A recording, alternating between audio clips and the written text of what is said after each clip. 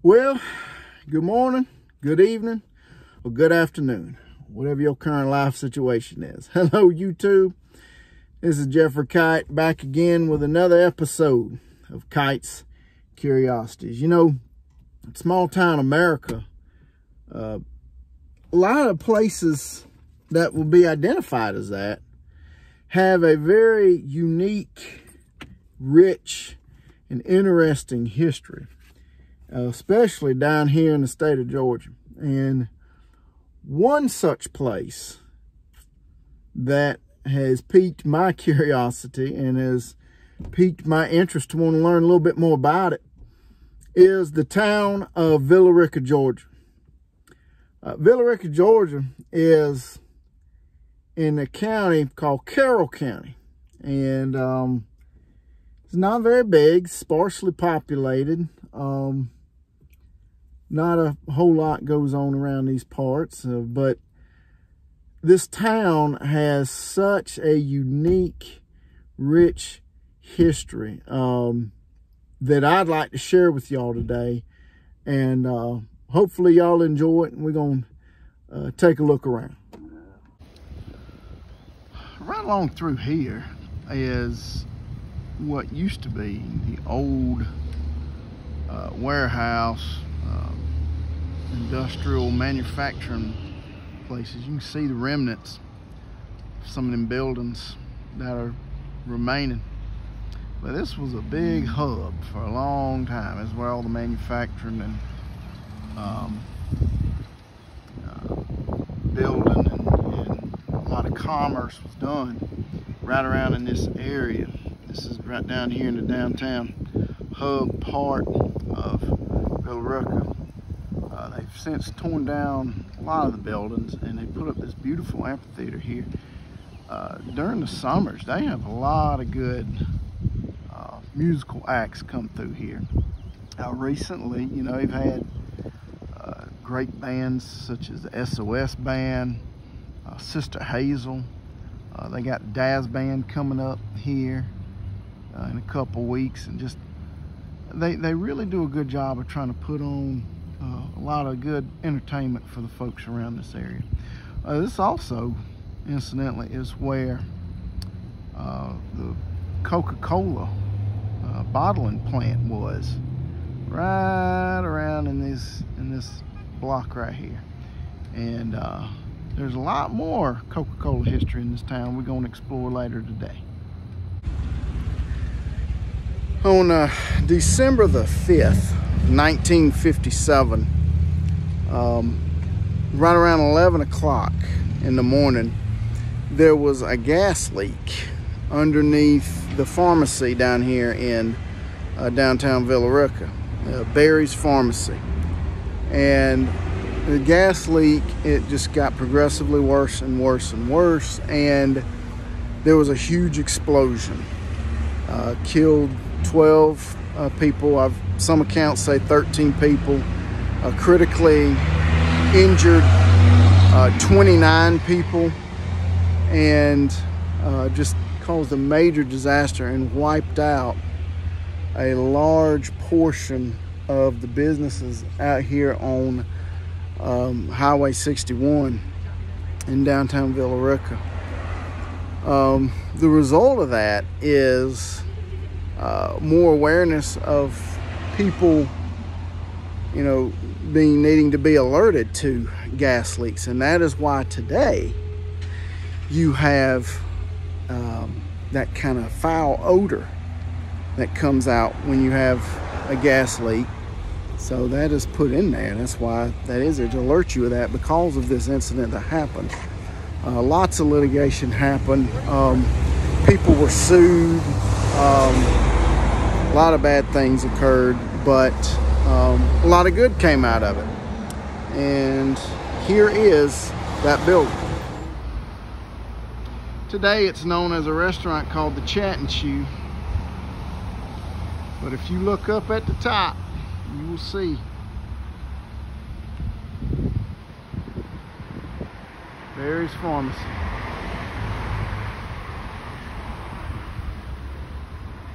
This whole area, this building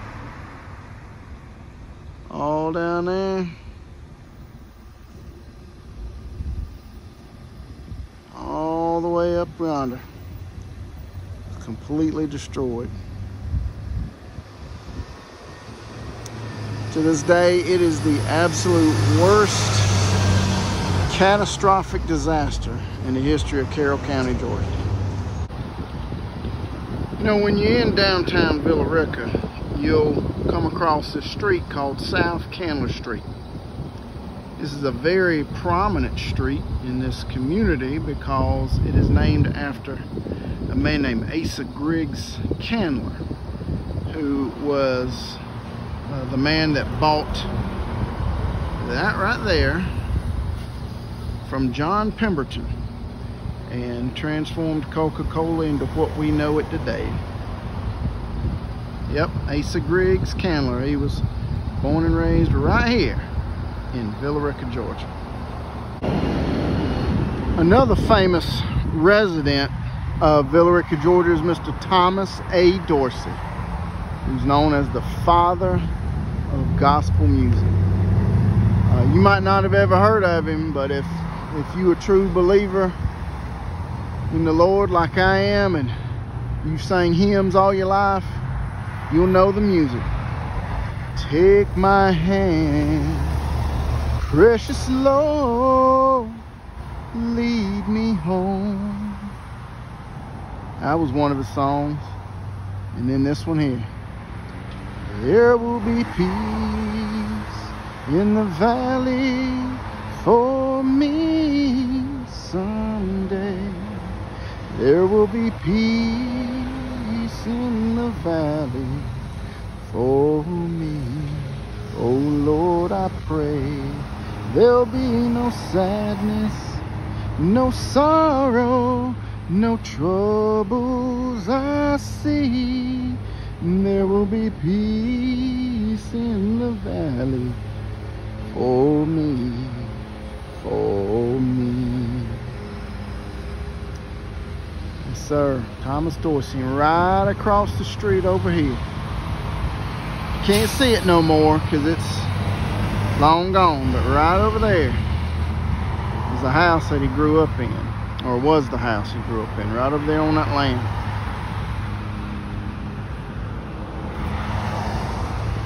Mr. Thomas Dorsey.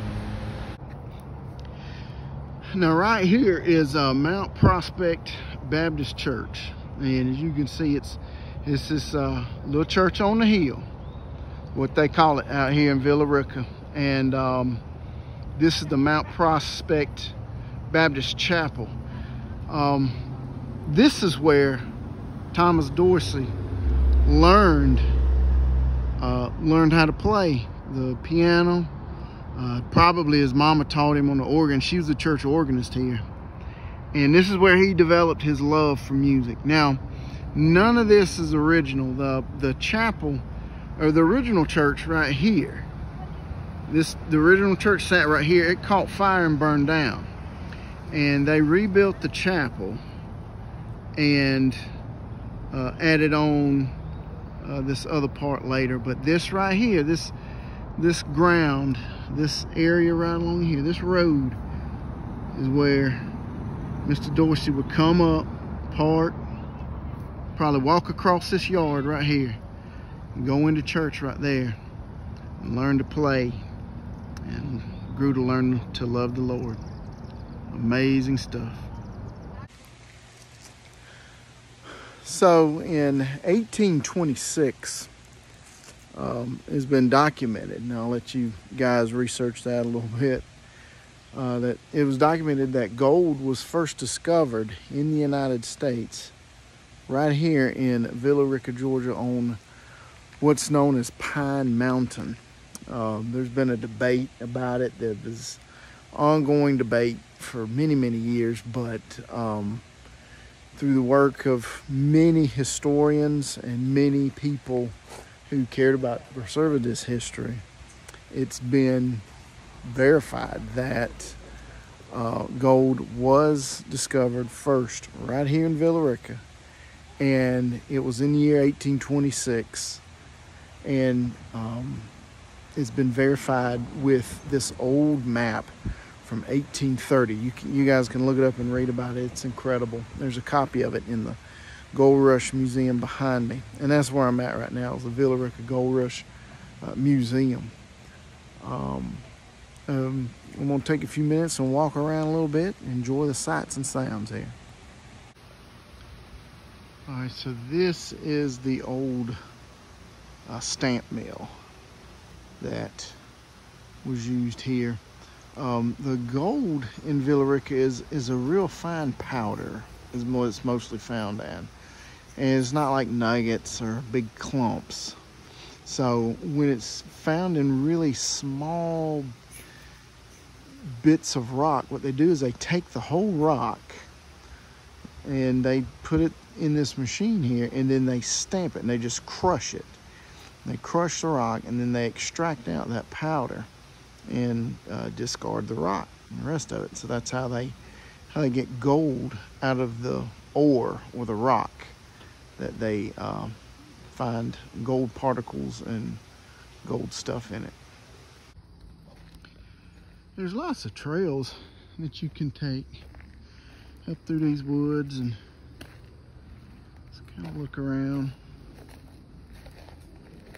Just kind of take in the beauty of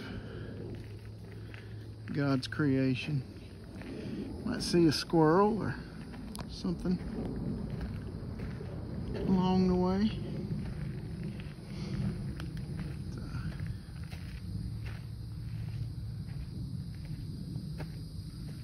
So let's see what's up the hill here. So when you're looking for gold in these parts, what you do is you look for rocks that have these kind of crystal-like looking things in them, and you dig them up out of the ground, and you take them back to a crusher. You crush the rocks, and then these things separate out.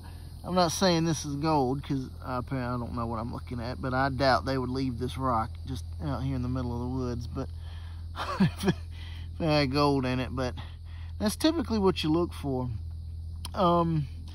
This area is also rich in pyrite, P-Y-R-I-T-E, pyrite, which is fool's gold, but is still a mineral that's kind of highly desired, that can, be worked with to make some different things, but just not as valuable as gold. That's what I think this is here. I think this is pyrite. You might be saying to yourself, well, Jeff, why don't you dig that rock up and pound it out? And if it has gold in it, hey, you got you some gold.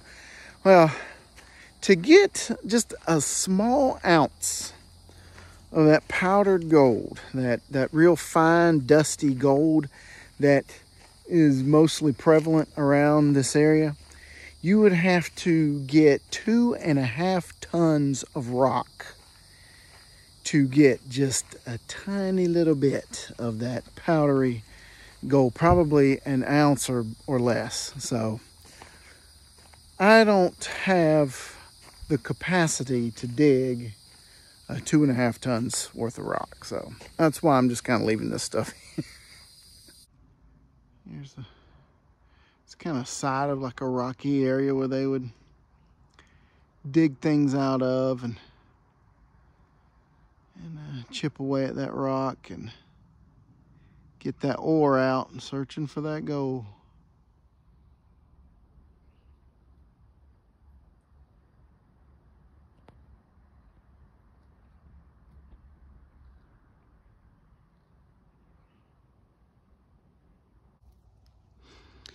All right, this is a big water holding tank that was used to store discarded water from the zinc process used to extract gold from ore and refine it and work on it and all that kind of thing.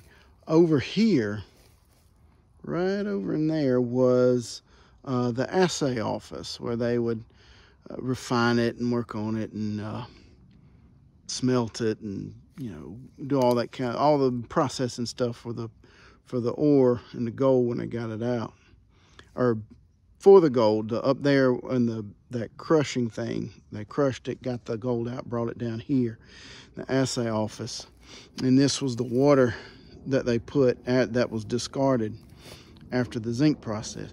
This tank right here is six feet deep, and it's 30 feet in diameter. So I mean, this is a huge tank. And when Pine Mountain became the Flying S Ranch, where they had, you know, recreational gold tourists, you know, people wanted to come up here and pan for gold and kind of stay the weekend and hang out, they would use this as a swimming pool. I don't know. To have highly oxygenated water that was used to make cyanide more effective, have that water in here, I don't think I would swim in it. I just don't think I would. But hey, to each their own. Now this is the actual cyanide tank that was used in the processing of the gold. This tank here is 5 feet deep and 8 feet in diameter. So it's smaller than the one we just looked at. But this is where they would take the cyanide and send it through the leaching process and you know, get it to a working strength that it could be used to help, you know, extract gold or purify it and you know, get it, you know, get the gold ready to use. This process actually was created here at Pine Mountain in the early, gosh, I think in the 1920s, and it's a process that is still used today.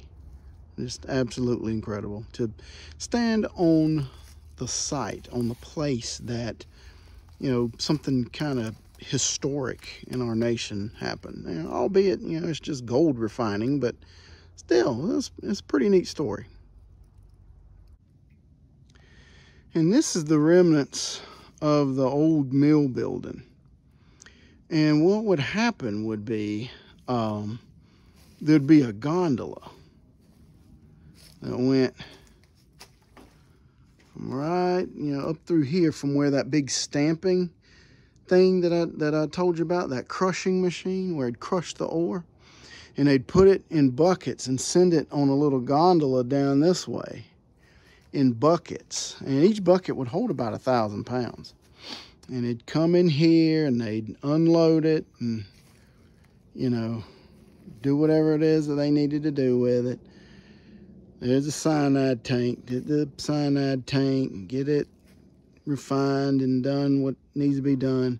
Then kick it on over to the assaying office over here, and then get that, empty that water out, empty that water in here out into that tank over there. A pretty neat little process, nice little setup that they had here, and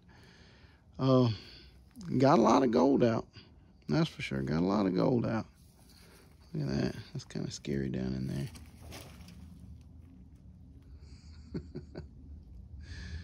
Whew. Yep. And right over the top of that hill, I'd come down and out of here and start that process. Look at that piece of the gondola cable I was telling you about. Look at that.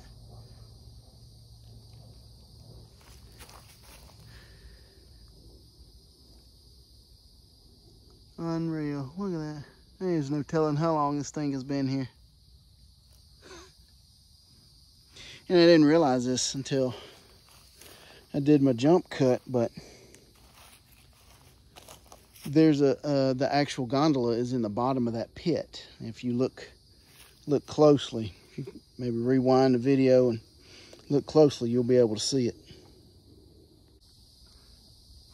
Now, this is the leaching tank where like all those tanks that you just saw up on the other side of that hill over there, where the water would be controlled here. And that little opening right there was cut out by Buddy Stockmore. Now, Buddy Stockmore is the guy who bought this property and turned it into the Flying S Ranch that I talked about earlier, where they had recreational people come and, you know, paying for gold and you know, kind of relive some of the old days of the early gold rush and have a little retreat up here, a little tourist attraction. And he extracted the last little bit of ore right out of that hole right there. That's the last bit of mining that was ever done here on Pine Mountain, a big mining that was ever done. He had an equipment malfunction shortly after he cut that hole out, and he said he was done. He never mined again. So y'all keep hearing me talk about this Stockmore fella, Buddy Stockmore. Well, he got this mine and he got this property from his daddy, A.H. Stockmore, I think is what his name was. And A.H. got this property in the early part of the 1900s. And I think it was like 1914, I believe it was. And he built this stone house that you see right there. And they lived in this house. You see this beautiful circular driveway that they had leading out to the road. There's Highway 78, I believe. Right there, Highway 7 right there. They'd come in and come up on this circular driveway, and it just went all it just goes all the way around. They built this house, stone house, and they lived here.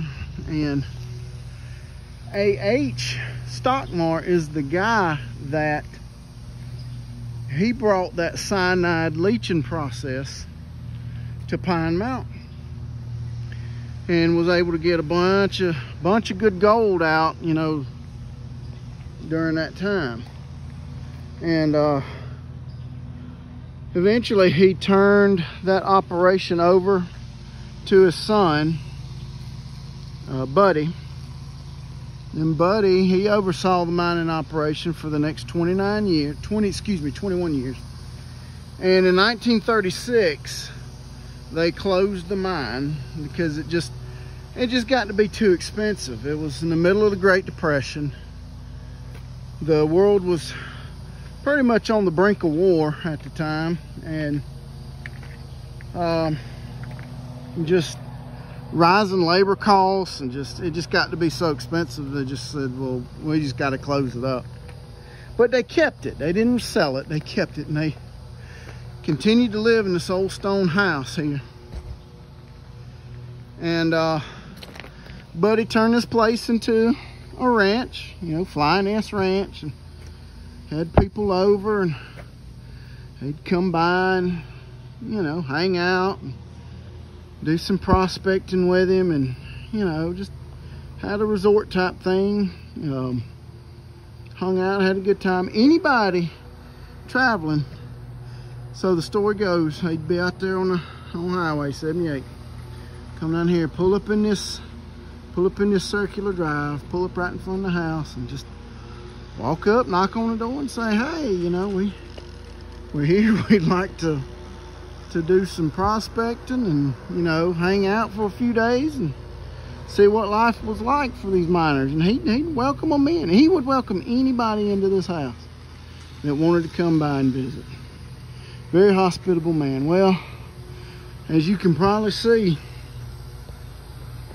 by these scorch marks here on these stones and this here foliage, in 1970 this house caught on fire,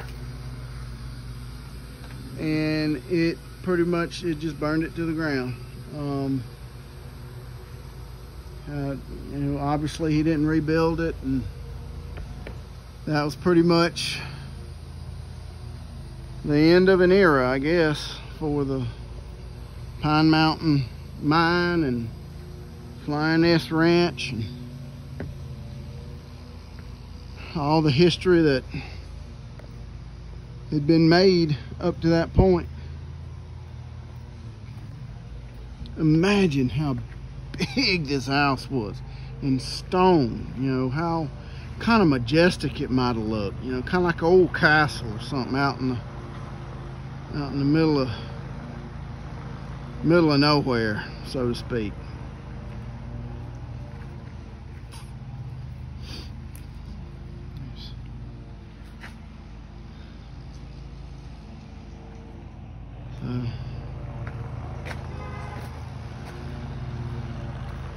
That is it, folks. There you have it, the old home place of A.H. Stockmore. Eventually his son, not Stockmore, Stockmar, excuse me, I'm sorry, A.H. Stockmore, and his son, Buddy Stockmore.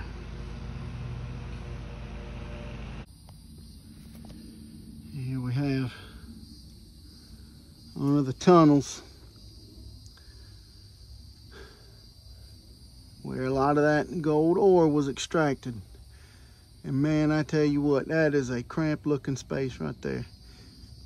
Cold, you can feel the coolness coming out of that tunnel. Cold air, that's just, man, I don't know. I doubt I could work in something like that. All right, folks, well, there you have it. What a wonderful day it was spending time here in Villa Rica, Georgia.